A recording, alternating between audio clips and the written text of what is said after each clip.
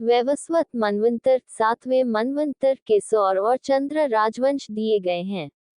कूर्म पुराण, ब्रह्म पुराण, अग्नि पुराण, वाल्मीकि रामायण, महाभारत, कुछ अन्य पुराण भी। सौर वंश या सूर्य वंश का वर्णन मिलता है।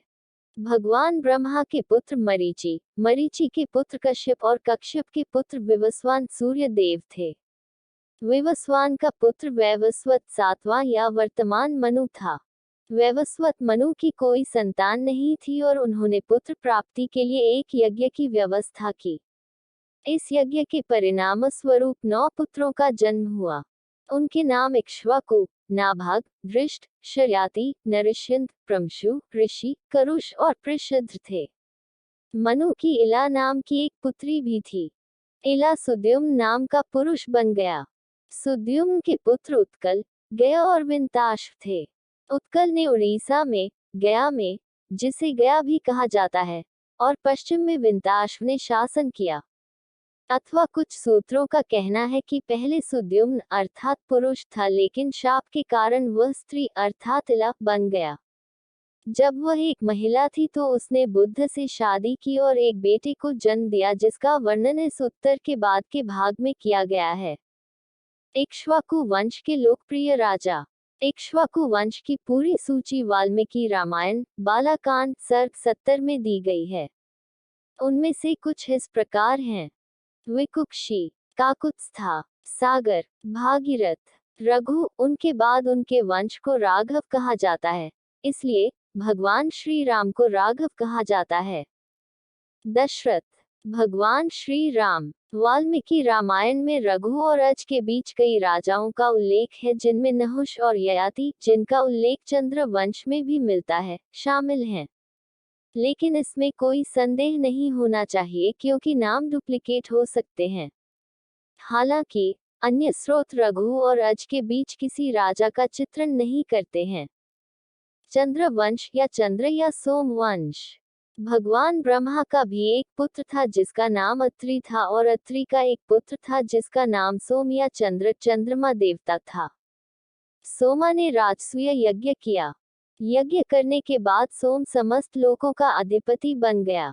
इससे वह बहुत अहंकारी हो गया और उसने ऋषि बृहस्पति की पत्नी तारा का अपहरण कर लिया। इससे देवताओं और असुरों के बीच भयानक युद्ध हुआ। देवों और असुरों के बीच 5वां युद्ध तारा के अपहरण को लेकर हुआ और इसे तारकाम्या युद्ध के रूप में जाना जाता है। अंततः तारा को बृहस्पति ने पुनः स्थापित कर दिया, लेकिन सोमा और तारा का एक पुत्र था जिसका नाम बुद्ध था। बुद्ध ने इला वैवस्वत मनु की पुत्री से विवाह किया और उनका पुरुरवा नामक एक पुत्र हुआ।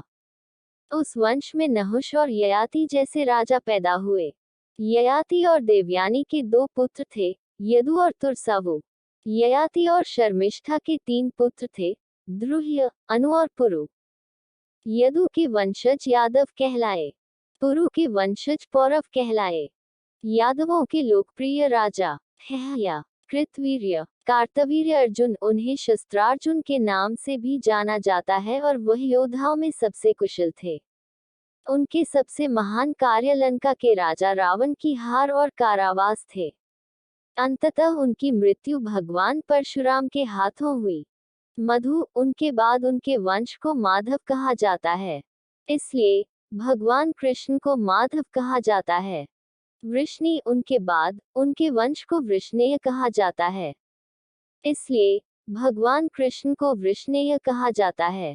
उनके नाम का उल्लेख भगवद गीता 10.37 में किया गया है।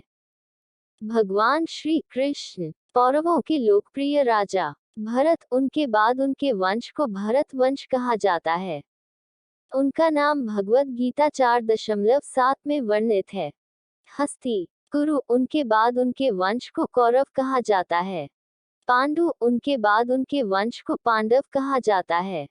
हमारे देश का नाम भारत वर्ष, भारत का क्षेत्र राजा भरत के नाम पर बताया जाता है। लेकिन उपरोक्त भरत के अलावा भी पहले कई राजा हुए थे जिनका नाम भरत था। उनमें से एक राजा भरत थे जिनका जन्म प्रथम मनवंतर में प्रियव्रत स्वयंभू मनु के पुत्र के वंश में हुआ था। उनका नाम यहाँ नहीं दिया गया है क्योंकि ये वंशावली वैवस्वत मनवंतर 7वें मनवंतर से दी गई है। अगर आपको ये स्टोरी अच्छी लगी हो तो इसे जरूर शेयर करें और इसी तरह के अन्य लेख पढ़ने के लिए सब्सक्राइब की बटन दबाएं।